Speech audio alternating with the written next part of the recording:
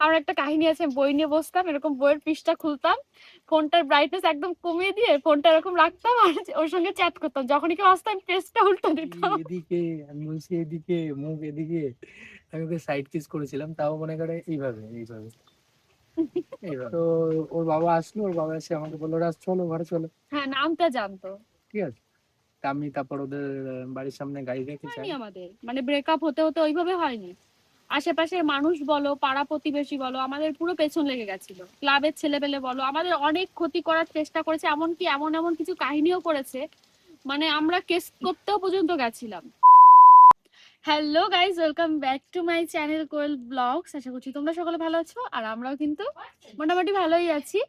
তো আগের ভিডিওতে আমি দিয়েছিলাম লাভ স্টোরি পার্ট 1। তোমরা অনেকে কমেন্ট করেছো যে এই হাওয়ার কারণে হচ্ছে কথা শোনা যাচ্ছে না, ঠিক তো?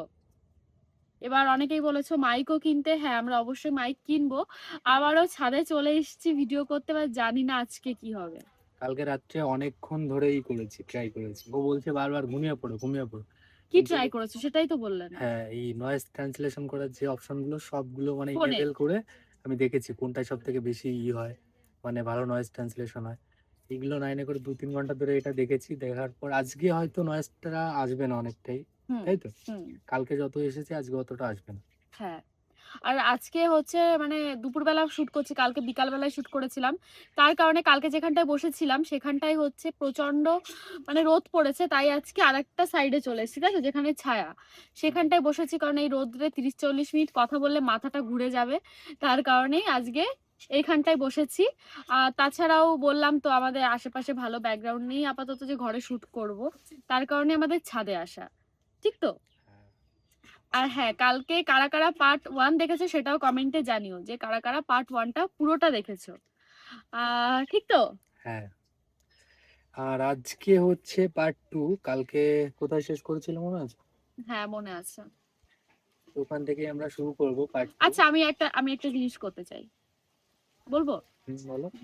কারা কারা পার্ট 1 দেখেছো তার একটা প্রমাণ আমি নিতে চাই। সেটা হচ্ছে বলতো কবে আমি রাজের সঙ্গে রিলেশনশিপে গেছিলাম, কয় তারিখ? আমি সেটা আগের ভিডিওতে আমি বলেছিলাম যে এই তারিখে আমি রাজের সঙ্গে রিলেশনশিপে গেছি। ফোনটা পড়ে যাবে না তো? হচ্ছে। তো আমি দেখতে চাই যারা যারা দেখেছে তারা তারা তো পারবে অ্যান্সারটা দিতে। তো আমি দেখতে চাই আজকে কে কে সেই অ্যান্সারটা দেয়, ঠিকঠাক অ্যান্সার দেয়। যে যেই অ্যান্সার দেবে, যারটা যারটা ঠিক হবে, প্রত্যেককে আমি রিপ্লাই করব, ঠিক তো? হ্যাঁ, আর ও একবার না, আগের ভিডিওতে অনেকবারই বলেছে। অনেকবার বলেছি আমরা কয় তারিখে রিলেশনশিপে গেছিলাম। আর আগেরটাই আমি হচ্ছে শেষ করেছিলাম কোথায় গিয়ে যে, মা ভুলে গেছি তো। আর আগেরটাই শেষ করেছিলাম আমি তোমার বাড়ির সামনে দিয়ে যাচ্ছিলাম, হ্যাঁ, সে তো মনে আছে। ওখানেই এন্ড হয়েছিল। তারপরে ইউটিউব জার্নি কিভাবে শুরু ও হয়েছিল, হ্যাঁ হ্যাঁ হ্যাঁ এটা হ্যাঁ। হচ্ছে এই পার্টের। এবার আমি বলবো ওইখানে তো মানে তারপর থেকে আমি বলছি। তো চলো। আর হ্যাঁ, যারা যারা পার্ট 1 দেখোনি, আমি ডেসক্রিপশন বক্সে লিংক দিয়ে দিচ্ছি, যাও পার্ট 1টা দেখে নাও, তাহলে বেশি মজা পাবে, ঠিক তো? পরপর দেখলে। হ্যাঁ, তো আমি বলেছিলাম আগের পার্টে যে আমাদের কিভাবে ইউটিউব জার্নি শুরু হয়েছিল সেটা বলবো, আর ফার্স্ট ও কবে কিস করেছিল সেটা বলবো। আর আমি বেশি কথা বলছি কারণটা হচ্ছে ওর থেকে আমার ভয়েসটা একটু জোরে হয়, ও একটু আস্তে কথা বলে, তোমরা শুনতে পারো না। আমাকে কমেন্ট করো রাজদার কথা শোনা যায় না, তাই বলেছি তুমি কম কথা বলবো, আমি বেশি বলবো। মানে সবসময় বলে অলওয়েজ। ঠিক আছে, আজকে চল বল। না না, বলো বলো বলো বলো বলো। চলো শুরু করছি। আমি বলেছিলাম লাস্ট যে এবার আমি আজকে এখান থেকে শুরু করব। ওইভাবে তো কন্টিনিউ আমাদের রিলেশনশিপ চললো আস্তে আস্তে, যে এভাবে লুকিয়ে লুকিয়ে দেখা করতাম, এইভাবে কন্টিনিউ চললো। এবার আমার কাছে ফোন ছিল না।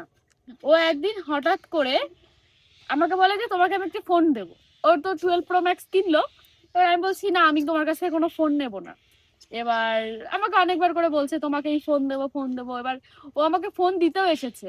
আমি বলেছি আমি ফোন নিতে যাব না। আমি ভাবছি যে ছেলেটার কাছ থেকে ফোন নেবো, তারপর ভাবে মেয়েটা কি লোভী, ফোন নিচ্ছে, এই করছে ওই করছে, তাই আমি বলেছি আমি তোমার কাছ থেকে ফোন নেবো না, আমি কথা বলবো না, তাও ভালো। আমার মনে মনে তখন এটাই চলেছিল।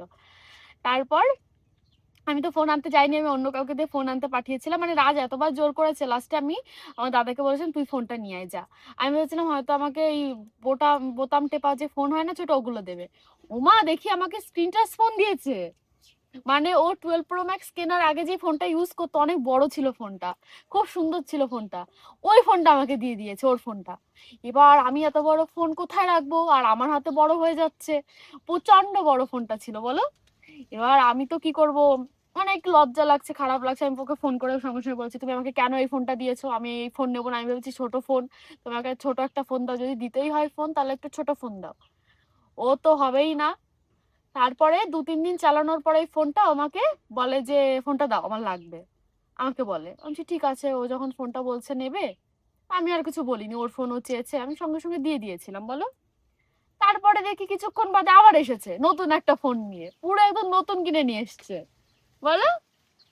হ্যাঁ, আরে আমি ভাবলাম ওটা এমনি, ওই ফোনটা অনেক বড় ছিল, মানে ওটা 7 ইঞ্চি ডিসপ্লে ছিল সেই, মানে তখন 2021 সালের কথা। 2021-এ 7 ইঞ্চি ডিসপ্লে, এখন এখনকার দিনেও 7 ইঞ্চি ডিসপ্লে মানে অনেক বড়, হুম। ভীষণ বড়। 7 ইঞ্চি মানে এই আল্ট্রা সিরিজের ফোনগুলো তো 6.9 থাকে, এই আইফোন 17 প্রো ম্যাক্সও 6.9, এখানে ওটা 7 ইঞ্চি ডিসপ্লে ফোন ছিল, মানে অনেকটাই বড় ফোন ছিল। হুম। এবার তারপরে ও আমাকে দেখি সত্যি সত্যি নতুন ফোন কিনে এনে দিয়েছে, স্ক্রিন টাচ নতুন ফোন। এবার আমি তো পুরো একদম অবাক যে আমাকে নতুন ফোন কিনে দিল। তখন আমি ভেবেছি যে না, তার মানে ছেলেটা হয়তো আমাকে নিয়ে সিরিয়াস, ও হয়তো চিট টিট করবে না, আমি এটাই ভেবেছিলাম, ও তার মানে ঠিক আছে।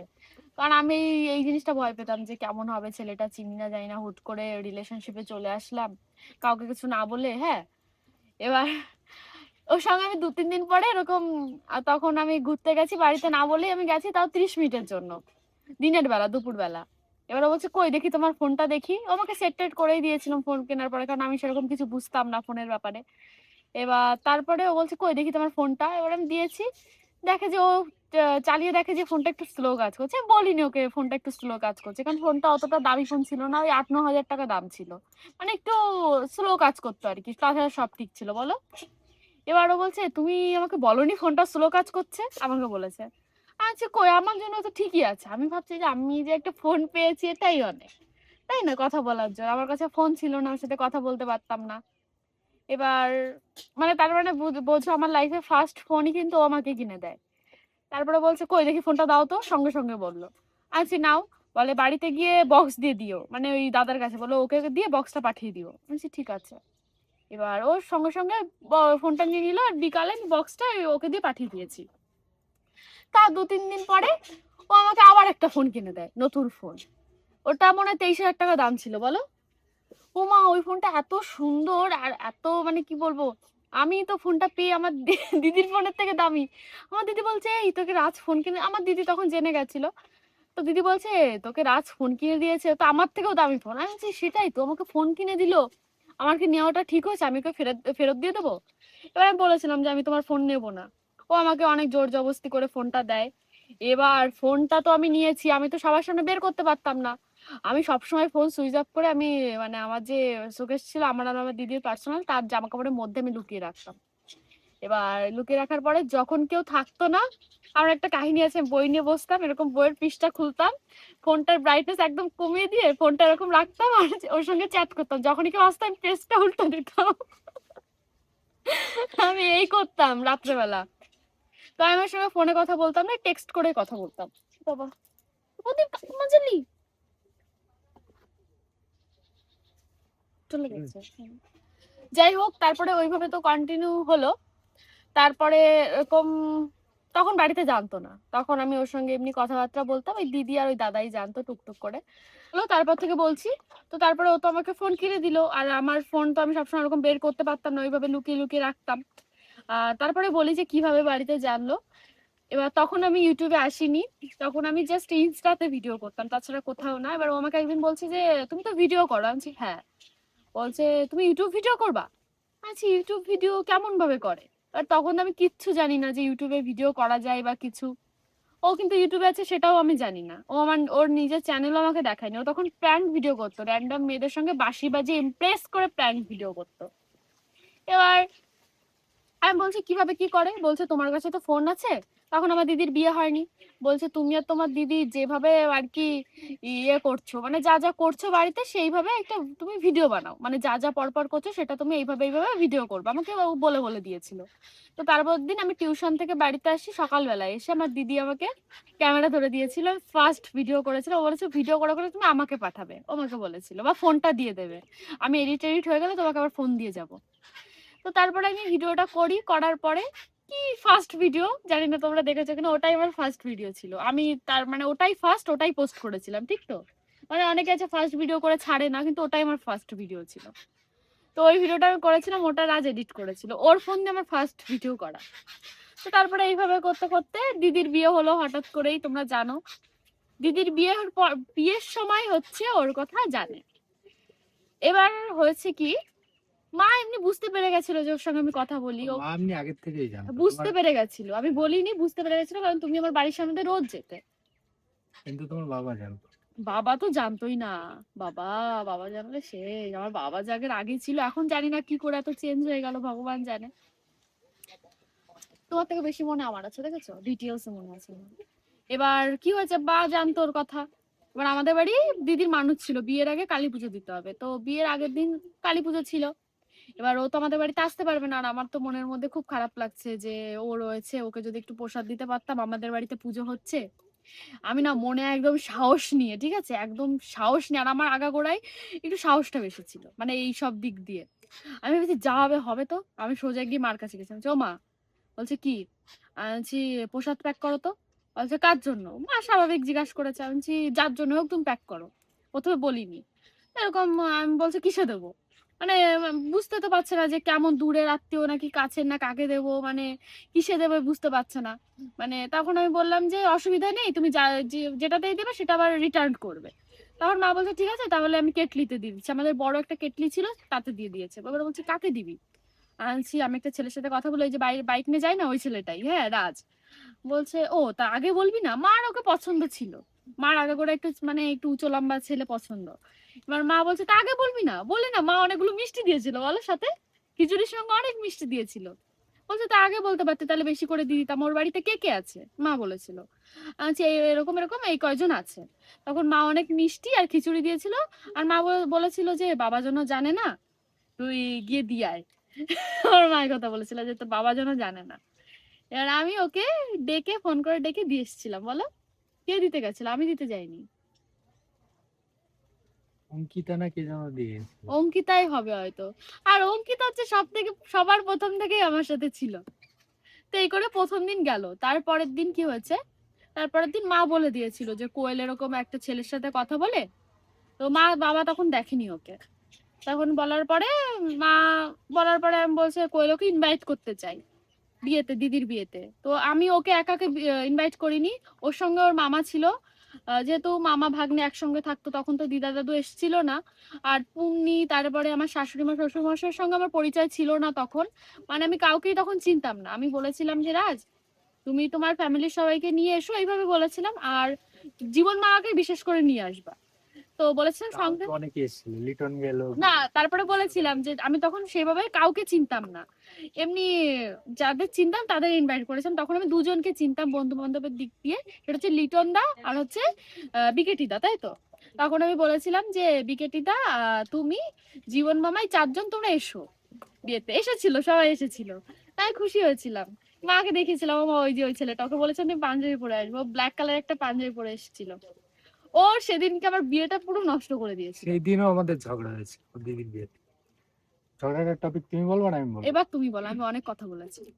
তো ব্যাপার হচ্ছে কি, ও যখন আমাদের ইনভাইট করেছে, আমি আমি লিটন, আমার মামা, তারপরে বিশ্বদা, এই চারজন আমরা ওখানে যাই, মানে ওদের বাড়িতে। জোরে কথা বলো একটু। তো বেশ ভালো কথা, আমরা যাই। যার পর হয় কি, ও বক্স চলছে, ওরা সবাই ড্যান্স করছে, ওর বান্ধবীরা ড্যান্স করছে, সবই ঠিক আছে। এখন আমরা যে ওইখানে মানে ওর বাড়িতে যে গিয়েছি, যার পর আমি তো ওর জন্য গেছি না, যে ও ওই বাড়িতে আছে, ওর সঙ্গে দেখা হবে, ওর দিদির বিয়ে। আমি তো আমার তো ওর জন্যই যাওয়া। এখন আমি গেছি, আমার সাথে কথা না বলি, ওইখানে বিকাটি রয়েছে, আমার মামা রয়েছে, ওদের সাথে তো কথা বলো। আরে ও ওইখানে ওর বান্ধবীদের সাথে ড্যান্স করেই যাচ্ছে, ওদের সময় দিয়েই যাচ্ছে। মানে আমরা যে এসেছি একটা বার একটু মানুষ কথা বলে এসে, যে আমার সাথে কথা না বলুক। লিটনের সাথে কথা বলতে পারে, বিশ্বদার সাথে কথা বলতে পারে, মামার সাথে কথা বলতে পারে। একটা বার তো বলে যে কখন আসলে, এবার কোনো প্রবলেম হলো কিনা, এই তখন কেমন আমি এত আছো তোমরা, বুঝতাম। ঠিক আছে, এরকম তো কথা বলে, কিচ্ছু বলেনি।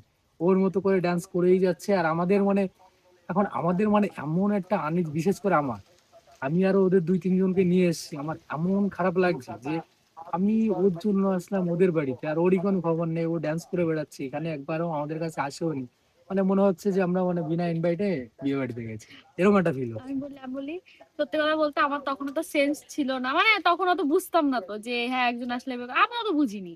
সত্যি যেটা ছিল, আমি আমার মতো এনজয় করছি যে বর চলে আসবে একটু নেচে নি, তখন আমার এটাও চলছিল যে ফোন করে দিয়েছে এক্ষুনি বেরিয়ে মানে চলে আসবে, কারণ বেশি দূর না। তো আমি ততক্ষণ সময় পেয়েছি একটু নেচে নি। আর ওকে দেখে আমি একটু লজ্জাই পেয়েছিলাম সত্যি কথা বলতে, তাই ওর কাছে আমি যাইনি। আর হ্যাঁ এখন যতটুকু বুঝি যে একটা মানুষ আসলে তার সঙ্গে এভাবে কথা বলতে হয়, তখনও তো বুঝতাম না। এখন না, কিন্তু আমার দিদি টিদি সবাই তো কথা বলেছিল। হ্যাঁ আমার ভুল ছিল, আমি স্বীকার করছি, আমি তখনও তোমার মানে এখন যেমন বুঝি একটা মানুষ আমাদের বাড়িতে আসলে তাকে বসতে দিতে হয়, বলতে হয় বসো বা খাও বা কিছু। তখনও তো বুঝতাম না তো, কিন্তু প্রেম করতে আর বুঝতাম না। এটাই। লজ্জা পাচ্ছিলাম, এটাই হচ্ছে কথা। তো যাই হোক, ওইখানে তারপরে ওই বিয়ে হয়ে গেল। আর বিয়ের দিনের পর থেকে ওর বাবা টুকটাক করে জানতো। না কিভাবে জানলো সেটা তুমি তো এখন আমি ডিটেলসে বলছি, আমি তো জানি আমাদের বাড়িতে কি হয়েছিল। তো ওই দিনকে ওর সঙ্গে আমার ঝগড়া হয়, তো কোনো রকম ভাবে ঝগড়া টগড়া ঠিকঠাক হয়, আমি তো রাগ করে শাড়ি খুলে ফেলেছিলাম, শাড়ি পরেছিলাম। পরে আমি একটা ড্রেস পরেছিলাম, ওটাও নতুন দিদি বিয়ের জন্য কিনেছিলাম। ঠিক আছে, দাঁড়াও একটু stop। তো ওইভাবে তো বিয়ের দিনকে কোনো রকম ভাবে গেল। বাবা এমনি দেখেছিল ওকে, কিন্তু ওর সঙ্গে কথা বলেনি। সবাই খাওয়া দাওয়া করে চলে গেছিল। তো বিয়ের অনেক কিছু, তখনও মানে ও চলে গেছিল রাত্রেবেলা, যেহেতু কান্না টান্না হয়েছে, ও তখন তো বাড়িতে জানতো না, ওর মতো খেয়ে দিয়ে চলে গেছিল। এবার এমনি বাপি দাদা জানতো ওর কথা। ওকে আমি অনেকের সঙ্গে পরিচয় করে দিয়েছিলাম, মানে টুকটাক যারা যাদের সাথে আমার ফ্রেন্ডলি ব্যাপারটা আছে তাদের বলেছিলাম এই দেখ আমার বয়ফ্রেন্ড এসেছে। এবার পাড়ার লোকজন একটু অবাক হয়েছে আজকে দেখে যে এই যে সেই ছেলেটা না। গেল ওইভাবে পরের দিন বৌভাত প্রভাতও গেল, বৌভাতেও তোমার ইনভাইট ছিল, গেছিলে? হুম। আমার মনে নেই, বৌভাতে গেছিলে তুমি? হ্যাঁ হ্যাঁ, গেছিল বৌভাতে? ও বললাম তো। হ্যাঁ হ্যাঁ হ্যাঁ গেছিল তো। ওর বৌভাতে ইনভাইট ছিল, ওর আর ওর মামারও ছিল, ওর মামাকেও নিয়ে যায়নি, ও একা গেছিল, ঠিক তো? আমি ওর মামাকে ইনভাইট করেছিলাম, বলেছিলাম তোমরা দুজন এসো। তো রিসেপশনেও কিন্তু ও বাইকে, এই রিসেপশনে কিন্তু আমি তোমার বাইকে করেই গেছিলাম হুম। সবার সামনে। তাহলে কি সাহস দেখেছো? তখনও বাবাকে ক্লিয়ার করে বলিনি যে হ্যাঁ এই যে সেটা বুঝে তো গেছেই অবশ্যই। এবার তারপরে আরেকটা কথা, আমি যখন ইউটিউব ভিডিও করি তখন প্রথম ভিডিওটা আমার মোটামুটি গেছিল ভিউজ। তারপর আস্তে আস্তে করে ভিউজ গেছিল, যখনই দিদির বিয়ের ভিডিও দিয়েছি মানে শপিং করতে গেছিলাম, তখন আমার ভিডিওতে মোটামুটি ভিউজ যায়, মানে 1 লাখ চলে গেছিল হুট করে। সবাই বলছে যে কিরে তোদের বাড়ি এরকম ভিডিও দেখলাম পূজার বিয়ে। বাবা ফোন করে, বাবা আমার কাছে এসেছে, এসে বলছে এই তুই ভিডিও করে ছাড়ছিস কেন? আনছি কেন? বলছে এই যে বাড়িতে যা যা হচ্ছে সবাই তো দেখে ফেলছে, এগুলো তুই কেন করছিস?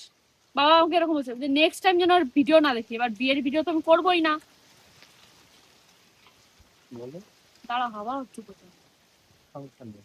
তো বিয়ের ভিডিও তো আমি করবোই না, আমি রাজকে বলছি না রাজ বাবা বকেছে ভিডিও করা যাবে না, বাবা বলেছে ঘরের জিনিস দেখাতে হবে না, চোর আসবে তাহলে। আমি তাই বলেছি যে ইউটিউব ভিডিও আমি আর করবো না। ও বলছে করো, চুপ করো, তুমি করো ভিডিও, তুমি করো, এরকম বলেছে, কিচ্ছু হবে না। এবার আমি না বিয়ের ভিডিও করেছিলাম, উমা বিয়ের ভিডিওতে দেখি 10 লাখ ভিউজ চলে গেছে। আমি বলছি ওরে বাবা, রাজও খুশি সবাই খুশি। এবার আমি তখন তো বুঝতাম না যে কি দিয়ে কি হয়, আমি তো খুশি হ্যাঁ ভিউজ গেছে, বেশ মজা। এবার তখন রিসেপশনেরও ভিডিও করেছিলাম, রিসেপশনের ভিডিও টিডিও ওর সঙ্গে গেছিলাম রিসেপশনে। এবার অষ্টমঙ্গলার দিন দিদিরা এসেছিল, আসার পরে আমি আনতে গেছিলাম। তখন আর কি বাবা বলে যে তুই যে ছেলেটার সাথে কথা বলিস কই ওকে, মানে খাওয়া দাওয়া হবে বাড়িতে স্বাভাবিক, ওর কথাও যেহেতু বাড়িতে জানে, এবার বলছে ওকে বাড়িতে নিয়ে আয়। আনছি, তারপর বলে এই যে বাড়িতে আছে খাসির মাংস রান্না হয়েছে, মাছ মাংস রান্না হয়েছে, ওকে ডাক দে। বাবা আমাকে প্রথমে এই কথাটা বলেছিল। তখন আমি ওকে বলি যে আসো তুমি আমাদের বাড়িতে, আজকে আমাদের বাড়িতে অষ্টমঙ্গলের স্পেশাল রান্না হয়েছে, ভালো মন্দ রান্না হচ্ছে, তুমি আসো।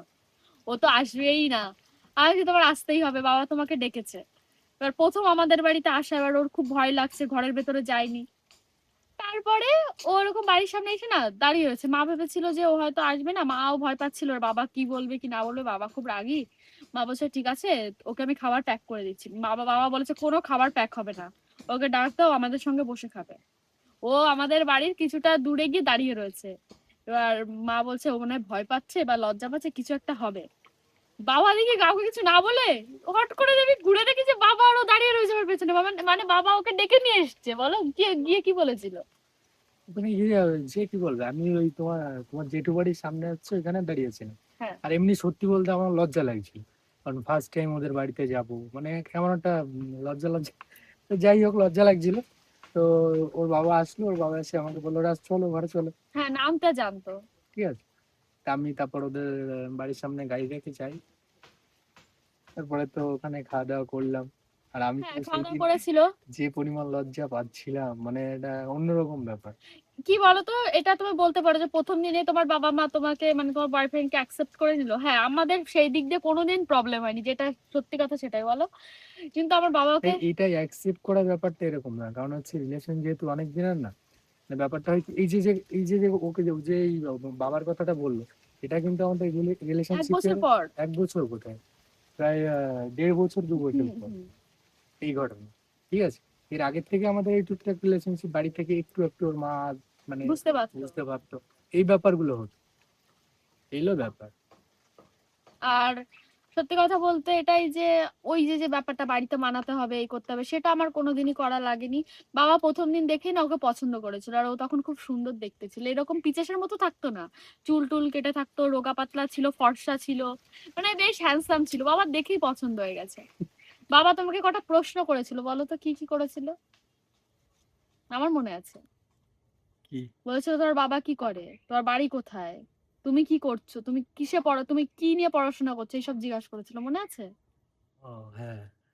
হয়ে গেছে। আরে এখন বিয়ে করে ফেলছি, এখন আর এত কিছু বলে লাভ আছে, মানে এত কিছু মনে আমার রেখে কাছে লাভ আছে? শুনেছিল ছেলেটা কেমন। হ্যাঁ। এবার সত্যি কথা বলতে বাবা বলেছিল যে তোমার হাইট টাইট আছে, তুমি চাকরি টাকরির জন্য চেষ্টা করো। বাবা ভেবেছিল ও হয়তো চাকরি টাকরি পেয়ে যাবে। কিন্তু সত্যি কথা বলতে সবাই মানে আমাদের বাড়ির সবাই ওকে খুব ভালোবাসে। কিন্তু ওর কিছু কিছু কাজ আমাদের অপছন্দ, সেটা যদি চেঞ্জ করতে পারে তাহলে আরো বেশি খুশি হব আমরা। এটা বলতে চাই না। কিন্তু আমার বাবা সত্যি কথা বলছি, আমি যে ইউটিউব ভিডিও করলাম, হ্যাঁ অবশ্যই তোমরা আমাকে ভালোবাসা দিয়েছো। সেই সময় কিন্তু আমার দিদি ভিডিও করতো না ইউটিউবে, কিন্তু সবার প্রথমে আসা আমার। তো তারপরে আমার দিদির আসা প্রায় 7-8 মাস পর, যখন আমার দিদি বুঝতে থাকলো যে হ্যাঁ আমারও আর্নিং হচ্ছে, ওরাও আর্নিং করতে পারবে একটা ভালো জায়গায় আর কি, তখন আমার দিদি ভাবলো, আমিও বলেছিলাম দিদিকে যে তুইও ইউটিউব চ্যানেল খোল। তো তখন আমার দিদিকে ইউটিউব চ্যানেল রাজি খুলে দিয়েছিল। মানে আমাদের দুই বোনেরই ইউটিউব এ আসা হচ্ছে এই ব্যক্তির জন্য। আর সত্যি কথা বলতে হ্যাঁ, আমরা আমাদের যখন ঘর হয় এটা বলছি, তখন আমাদের একটু ধার দেনা হয়েছিল, আমার বাবা বিশেষ করে। আর বুঝতে পারছো 3 ভাই বোন, 4 ভাই বোন ছিলাম, তখন আমার ভাই হয়ে গেছিল। একটা মানুষ শুধু ইনকাম করছে, আর এই এতগুলো মানুষের পক্ষে কিন্তু চালানো অসম্ভব। মানে হ্যাঁ একটু কষ্ট হতো, পড়াশোনার খরচা, দিদির বিয়ে হয়েছে, আমার ভাই হয়েছে তখন, মানে অনেক কিছুর খরচা আর কি। তখন যে আমি একটা আর্নিং শুরু করলাম, তখন আমি মাকে দিয়েছিলাম, মাকে আমি কিছু কিছু দিতাম টাকা পয়সা, স্বাভাবিক। প্রথম পেমেন্টের থেকে আমি ক টাকা দিয়েছিলাম দশ বলো? হাজার টাকা প্রথমে আমি মাকে 10,000 টাকা দিয়েছিলাম। সত্যি আমার মা সেদিন খুব খুশি হয়েছিল। মা তখন বলেছিল যে তুই যদি এরকম আমাকে দিস তাহলে এক হিসেবে ভালো হবে, তোর বাবার টাকাটা আমি ইসে দিতে পারবো, মানে আমরা যে একটু ধার দিনা হয়েছে সেটা দিতে পারবো, তোর টাকায় সংসার চালাতে পারবো। তো আমার মাও তখন খুশি হয়েছিল যে আমার মেয়ের ইনকামের টাকা, এটা স্বাভাবিক। তখন আমাদের একটু একটু পরিস্থিতি খুব খারাপই ছিল। তো ওর জন্য না আমরা মানে আমি এটাই ভেবেছিলাম যে ফার্স্ট যে মানুষের হাত ধরে আমাদের মানে এই যে যে একটা ভালো দিন দেখা, আমি তার হাতটা কোনোদিনই ছাড়তে চাই না। যখন ওর হাত ধরে আমি সাকসেসটা পেয়েছি, এই যে এখন স্বাভাবিক আমি যে ফোনটায় শুট করছি এটার দাম প্রায় 1,34,000 টাকা। আমি স্বপ্নেও কোনোদিন ভাবিনি ওই 20-30 হাজার টাকার ফোন আমাকে কিনে দিয়েছিল, তার থেকে আমি নিজে একটা ফোন কিনতে পারবো। আর নিজের এত শখ পূরণ করতে পারবো বা আমাকে দিতে পারবো। অনেক কিছু আছে ওরকম, আমিও কোনোদিন ভাবিনি। এই মানুষটার জন্যই কিন্তু হয়েছে, না হলে কিন্তু আজকে হয়তো আমি হ্যাঁ পড়াশোনা করতাম, হ্যাঁ হয়তো ভালো ঘরে বিয়ে হতো। কিন্তু এই যে যে নিজে একটা ব্যাপার, আমি আমার লাইফ নিয়ে খুব হ্যাপি আছি, এটাই বাস্তব। তাই আমি কখনো আমি চাইনি যে ওর জন্য আমি এইখানটায় এসেছি আমি ওর হাতটা ছাড়ি। মানে হয় না যে খারাপ সময় আমার পাশে ছিল, এখন ভালো সময় এসেছে, আর্নিং করতে পারছি, ওকে ছেড়ে দেবো, তার জন্য আমি কখনো ছাড়িনি। এটাই হচ্ছে কথা। আমি জানি আমি এর জন্য বলতে চাই না, অসহ্য। আমি ইমোশনাল হয়ে যাচ্ছি তো তোমার কথা কান্না করো শুনে। একটু। ওরে বাবারে। কেউ তোমার তারিফ করুক বা না করুক, আমি তো করি। কার পেছনে তুমি কতটুকু ছিলে আমি তো জানি। সেটাই। আমি না জানি। এমনি অ্যাকচুয়ালি একটা সময় গেছে মানে অনেক স্ট্রাগল করেছে। ও করেছে, আমিও করেছি। কারণ হচ্ছে আমরা YouTube জার্নিটা যখন নতুন শুরু করি, তো ওদের আমাদের মানে ওর বাড়ি থেকে তো জানতো না। ও করতো কি ঠিকঠাক করে ভিডিও করতে পারতো না। বাট অনেক ট্রাই করতো করার জন্য। আমি যেভাবে বলতাম সেভাবে অনেক চেষ্টা করে ওইভাবে মানে ওইভাবেই করতো। আমি প্রত্যেকদিনই করতাম। ও ভিডিও করতো। ভিডিও করার পর আমি ওর কাছে যেতাম। ওদের বাড়ির ওখানে একটা মোড় আছে। মোড়ের ওখানটায় যেতাম। ওর কাছ থেকে ভিডিও ফুটেজ গুলো নিয়ে আসতাম। নিয়ে এসে আমি বাড়িতে এডিট করে আবার আপলোড করতাম। ও পরের দিন আবার ভিডিও করতো। অনেক জায়গায় মানে মানে মেয়ে মানুষ তো আরো প্রথম ভিডিও শুরু করলে সব থেকে বেশি প্রবলেম যেটা হয় লোকের মাঝখানে গিয়ে কথা বলতে পারে না। হুম, ধরো কোথাও গেল, ওইখানে একটা ছেলে মানুষ কিন্তু তাও সাহস করে কথা বলতে পারে, কিন্তু মেয়েরা কিন্তু হট করে পারে না।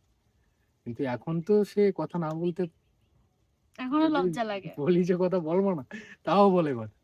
এখনকার ব্যাপার অন্যরকম হয়ে গেছে, কিন্তু আগে এই ব্যাপারগুলো ছিল না। খুব আগে লজ্জা পেতাম। খুব লজ্জা পেত। আমি তখন এমনও মানে টাইম গেছে, আমি ওকে গালাগালি পর্যন্ত করেছি যে হ্যাঁ। তোমার এটা করতেই হবে, এটা বলতেই হবে। মানে আমি ফোন ধরে থাকতাম পিছনে, আর ১০-১২টা আর মানুষ আমার দিকে তাকিয়ে থাকতো, আমার লজ্জা হ্যাঁ, লাগতো। ওর লজ্জা লাগতো, কথা বলতে পারতো না। আর মানে একটা টেক দেখা গেল 10 বার 20 বার নেওয়া লাগছে একটা কথাই, যে আমি আজকে এখানে এসেছি, দেখো আমার 4-5টা কথা সুন্দর। এই যে ব্লগে যে টাইপ গুলো হয় কথাবার্তা, এটাই সিম্পল কথাগুলো, ঠিক আছে, এরকমও টাইম গেছে। কিন্তু এখন আমার এখন একটা জিনিস আফসোস, আমি যখন আর্নিং করতাম, মানে আমি একা বলবো না, আমি আর রাজ দুজনে মিলেই প্রথম থেকে শুরু করেছি। আমি সবার সঙ্গে দীঘা গেছিলাম, ফার্স্ট দীঘা গেছিলাম আমি আমার শ্বশুর বাড়ির সবাইকে নিয়ে। আমি বাড়িতেও বলেছিলাম, কিন্তু ওর ভাই ছোট ছিল বলে যেতে পারিনি। এটাই একটা আফসোস, যে আবার আমার খুব ইচ্ছা যে আমি আবার ফ্যামিলির সবাইকে নিয়ে দীঘা যাব, জানো রাজ। তখন আমি সবাইকে নিয়ে গেছিলাম। এটা বেশ মজার ছিল। ফার্স্ট আমি তখন ভিডিও, জানি না কারা কারা দেখেছো, তখন আমি বলেছিলাম আমার শাশুড়িমাকে মাসি, বলো। আর হ্যাঁ, এইভাবেই আমাদের ইউটিউবে আসা, আস্তে আস্তে সাকসেস পাই। যখন বাড়িতে একটু আমি দিতে থাকি টাকা পয়সা, তখন আমার মাও একটু খুশি হতে শুরু করে, যে আমার মারও অনেকটা সাপোর্ট হলো। তারপরে দিদিও শুরু করলো, দিদির ইউটিউব চ্যানেল সবটা শিখিয়ে দেওয়ার আগে। তো এইভাবেই আমরা দুই বোনই এসেছিলাম ইউটিউবে এই ব্যক্তিটার জন্য। তাছাড়া কোনোদিনই আসতে পারতাম না, তোমাদের এত ভালোবাসাও পেতাম না। তো ভালো লাগে বেশ। না, আমার রাজ আমাদের জন্য অনেক কিছু করেছে, যখন যেটা দরকার হচ্ছে তখনই মানে ছুটে গিয়ে পাশে দাঁড়িয়েছে। এটা আমি নিজে দেখেছি। ওর জন্য আমি আমি কখনো মানে বলি যে সত্যি মানে একটা ছেলে যে আমাদের দিকটা এতটা ভেবেছে, এটাই অনেক বড় ব্যাপার। সাকসেসও পেয়েছি, হয়তো ভগবান চেয়েছে। তো তারপরে হচ্ছে যেটা বলেছিলাম যে অনেকে কমেন্ট করেছে তোমরা মানে ফার্স্ট কিস বলেছিলাম আমি কবে করেছিলাম। এটার একটা মজার ব্যাপার আছে, এটা রাজ বলবো, আমি বলবো না, আমার লজ্জা লাগে। বলে একজন কমেন্ট করেছে তোমরা যখন প্রেম করতে কতবার কিস করেছো, এগুলো গোনা যায়? এখনই তো উঠতে বসতে প্রত্যেকদিন ঘুমানোর আগে একটা কিস করবে, কপালে কিস করবে, ঘুম থেকে ওঠার পরে কপালে একটা কিস করবে। কি ভুলভাল না কথা বলে। বলো বলো, এটা বলতে চেয়েছিলে তো। না অ্যাকচুয়ালি ওরকম ব্যাপার মানে প্রথম যখন আমি ওকে কিস করি, আমাদের রিলেশনের অনেক দিন পর, প্রায় তাও 5-7 মাস পর, তাই না? হ্যাঁ, 6 মাস পরে। 6 মাস না 7 মাস পর। তো আমি মানে এরকম, আর ও তো সেই এদিকে, আমি বলছি এদিকে, মুখ এদিকে, আমি ওকে সাইড কিস করেছিলাম, তাও মনে করে এইভাবে এইভাবে এইভাবে, মানে ঠোঁটের সাথে তো এখানে লাগার কথা, নাকের সঙ্গে এখানে লেগেছিল। মনে পড়ে সেই দিনগুলো, সত্যি অনেক মজার ছিল। হ্যাঁ, তারপরে আস্তে আস্তে এইভাবে রিলেশনটা মাঝখানে অনেক মানে প্রত্যেকটা জিনিসে, প্রত্যেকটা রিলেশনশিপে দেখবা যে লং টাইম যে রিলেশন গুলো, ঝামেলা, তারপরে এই ছাড়াছাড়ি, ব্রেকআপ 3বার হতেই ব্রেকআপ থাকে। হয়ে গেছিল, কড়াকড়ি ব্রেকআপ তাও। 3বার হচ্ছে একদম পার্মানেন্ট ব্রেকআপ হয়ে গেছিল। হুম। এই বাড়ি থেকে আর লোক নিয়ে গেছিল রাজ। 3বার মতো লোক নিয়ে যায়নি। 2বার গেছিলে। আর তারপরে ব্যাপার হচ্ছে, আর এমনি ব্রেকআপ তো প্রত্যেকদিন হতেই থাকে হতেই ওরে থাকে। বাবা, এখন এই যে প্রায় ব্লক।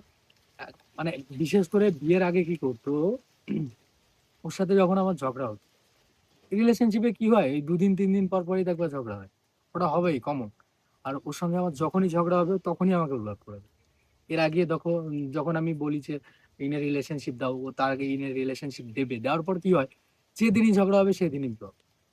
আমি ওর ফ্রেন্ড লিস্টেই থাকি, উড়ে যায়। এখনো তুমি আমার ফ্রেন্ডে নেই। এলো ব্যাপার। অনেকবার ঝগড়া হয়েছে, অনেক কিছু হয়েছে।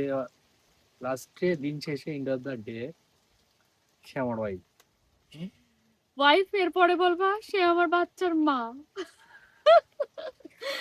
ওকে আমি বলতাম যে এরকম মানে গল্প করতাম আমাদের একদিনে বিয়ে হবে, বেবি হবে। বলে এই বেবির কথা বলবা না, যারা এই বেবি নিয়ে প্ল্যানিং করে তাদেরই ব্রেকআপ হয়ে যায়। মনে আছে তুমি এই কথাটা বলতে? কিন্তু আমি বুঝি না, এখন বিয়ে হয়ে গেছে এখনো বেবির কথা বললে হ্যাঁ যখন হবে তখন দেখা যাবে, এরকমটা করে। আমি এটা নিয়ে আমার খুব রাগ হয়, কি জানি কেন এরকমটা করে ও। এরকমটা করার একটা কারণ আছে, আমি বলি। ও হচ্ছে কি, যে কোনো জিনিস নিয়ে বেশি এক্সাইটেড হয়ে যায়, বেশি সিরিয়াসলি হয়ে যায়। এখন ব্যাপার হচ্ছে কি, এই দেখা গেল এই যে বেবি, এখন বেবি এই মুহূর্তে মানে আমাদের নেয়ার আমার আমি আমার বলেছি কথা এই বলছি। মুহূর্তে এখনো 5-6 বছর পর। তো 5-6 বছর পর যেটা আমাদের হবে, সেটা আমি এখন 1-1.5 ঘন্টা ভেবে ওমা বেবি হবে, ওমা বেবি হবে, এই মানে এই এক্সট্রা আমি এগুলো কেন করবো? বুঝবা না তুমি। হ্যাঁ, যখন হবে, প্ল্যানিং হবে, তখন থেকে আমি এক্সাইটেড হই, তখন থেকে আমি সেই দিকে ফোকাস দিই। সে এরকমটা কবে ঠিক না, হবে আমার খারাপ কি লাগে। হবে এখন আমার কোনো প্ল্যানই নেই, মানে চিন্তা ভাবনা আসে না। এখন যদি আমি হ্যাঁ বেবি হবে, বেবি হবে, এই নিয়ে যদি এই নাচানাচি করে বেড়াই তাহলে হবে? তোমরাই বলো, হবে? এটা ঠিকই জারাজ, একটা বাচ্চা হবে এগুলো এইভাবে ব্যঙ্গ করাটা ঠিক আমি না। ব্যঙ্গ করছি না, এটা ব্যঙ্গ কোথায় করবো? আমার ভালো লাগে না তুমি এরকম করো। বাচ্চা হলে লোকের তো হবে না, আমাদেরই তো হবে, তা আমি ব্যঙ্গ কেন করবো? আমারটাই তো হবে, নাকি? দেয় না। কিন্তু আমি হলো এটা বোঝাতে যাচ্ছি, আমি ওকে এটা বোঝাতে চাই যে আমরা যেহেতু মনে করো এখন এই ব্যাপারে এখন আমাদের কোনো টেন্ডেন্সি নাই যে ওরকম কোনো কিছু, তো আমরা সেটা নিয়ে এখন কেন ভেবে যে এখনকার মানে এখনকার টাইমটা নষ্ট করবো, তাই না? যখন হবে তখন, যখন প্ল্যানিং করবো, যখন যা হবে তখন সেটা বোঝা যাবে। এখন শুধু শুধু আমি কেন এই চুপ করো, হাঁটবো। স্মার্ট বলছি? ও যাই হোক, এবার আমি তো বললাম যে হ্যাঁ কিভাবে আমাদের ফার্স্ট বাড়িতে জানলো, কিভাবে আমি ইউটিউবে আসলাম। তারপরেও অনেক অনেক 4-5 বছরের অনেক কাহিনী আছে যেগুলো আর কি এই 30-40 মিনিটের ভিডিওতে বলা সম্ভব না। বললামই তো 3-4 বার ব্রেকআপ হতে হতে অনেক কষ্টে অনেক কান্নাকাটি করে অনেক কিছু হয়েছে। তো চলো এবার তো বললাম যে হ্যাঁ বাড়িতে কিভাবে কি জানাজানি হয়েছে। তো এইভাবে আমাদের রিলেশনশিপটা কন্টিনিউ ভালোই চললো, মানে আমি সোশ্যাল মিডিয়াতে আস্তে আস্তে রাজকে তুলে ধরলাম, বাড়িতেও জানলো, আমাদের বাড়িতে আসতে শুরু করলো। যখনই এইভাবে কন্টিনিউ হলো তখনই মানুষের নজর লেগে গেল। তারপরে অনেক কাহিনী আছে, শুধু ব্রেকআপ হয়নি আমাদের, মানে ব্রেকআপ হতে হতে ওইভাবে হয়নি। আশেপাশের মানুষ বলো, পাড়া প্রতিবেশী বলো, আমাদের পুরো পেছন লেগে গেছিল। ক্লাবের ছেলেপেলে বলো, আমাদের অনেক ক্ষতি করার চেষ্টা করেছে, এমনকি এমন এমন কিছু কাহিনীও করেছে, মানে আমরা কেস করতেও পর্যন্ত গেছিলাম, ঠিক তো? মানে আমরা তো এরকম কেস করেই দেবো, এমন এমন কিছু কাহিনী আছে। এমনকি আমাদের তাতে জড়িত আছে আমাদের বাড়ির আশেপাশের মানুষগুলোই, তারাই ক্লাবে গিয়ে নালিশ করেছে, তাদেরও সুযোগ হয়ে গেছে, তারাও আমাদের পেছনে এরকম অনেক খারাপ কাজ করেছে, রাজের ক্ষতি করার চেষ্টা করেছে। লাস্টে আমরা কেসও করবো ভেবেছি। আমার বাবা ফোন করেছে আমাদের যে ওখানে মানে যে মেম্বার, তাকে ফোন করেছে, তাই তো মেম্বার নাকি বলা যায় হোক, তাকে ফোন করেছে। অনেক কাহিনী আছে, অনেক কিছু। সেগুলো মনে পড়লে না খুব রাগ হয় যে মানুষ কিভাবে আমাদের পেছনে লেগেছিল, রাজের ক্ষতি করার চেষ্টা করেছে, আমার মানে রিলেশনশিপটা নষ্ট হয়ে যাক, কি না করার চেষ্টা করেছে বলো। এই এখন হচ্ছে ব্যাপার। বিয়ে হয়ে তাদের সামনে দিয়ে যাই, ক্লাবের সামনে দিয়ে যাই, দেখি আমি মাঝে মাঝে ওরা আর তাকাই না এখন। কম কিছু করেছে ওরা? যাই হোক, আমি তোমরা যদি শুনতে চাও আমি অবশ্যই বলবো, আমি সিরিয়াসলি বলতে চাই এগুলো। কম কিছু করেনি আমাদের সঙ্গে। মনে পড়ে বাবা, একদিন তো সেই রাত 11টার সময় কি কাহিনী। 11টার সময় না, সরি, 7টার সময় মনে হয়, হ্যাঁ 7টার সন্ধ্যার সময় এমন কাহিনী। সেই রাত সেই 10টার সময় তো একদম থানায় যাবে এরকম একটা ব্যাপার। মানে কম কিছু রাজের পেছনে লাগেনি যে হ্যাঁ রাজকে মার খাওয়াবে, হ্যান করবে, মানে সেগুলো আমি পরের ভিডিওতে তোমরা যদি জানতে চাও তাহলেই বলবো। তো চলো ভিডিওটা শেষ করতে চাই, আজকে চাইলেই ভিডিওটা বড় করতে পারতাম, কিন্তু রাজ আমার শাশুড়ি মাকে নিয়ে হচ্ছে কোথায় যেন যাবা তুমি? ব্যাংকে যাবো। ব্যাংকে যাবে, কোন জায়গাটা যেন? ধর্মপুকুর। হ্যাঁ ধর্মপুকুর যাবে, আমার শাশুড়ি মা আমাদের জন্য বসে রয়েছে, রেডি টেডি হয়েছে কখন থেকে। এই ভিডিওটা শুট করবো বলে, যেহেতু জানি বিকাল হলে আবার লেট হয়ে যাবে ভিডিও আপলোড করতে করতে, তাই ভাবলাম ও তাহলে ব্যাংকে যাবেন, ততক্ষণ এডিট করে ফেলবো, আপলোড করে ফেলবো, আমারও সুবিধা হবে। তার জন্য ভিডিওটা তাড়াতাড়ি করে শেষ করছি। আর হ্যাঁ তোমাদের কেমন লাগলো আর আমাদের লাভ স্টোরি তোমাদের কেমন লাগছে সেটাও কমেন্টে জানিও, তাই তো? তো চলো টাটা, দেখা হচ্ছে, যদি তোমরা বলো তাহলে নেক্সট পার্ট 3-তে দেখা হচ্ছে। তো চলো টাটা।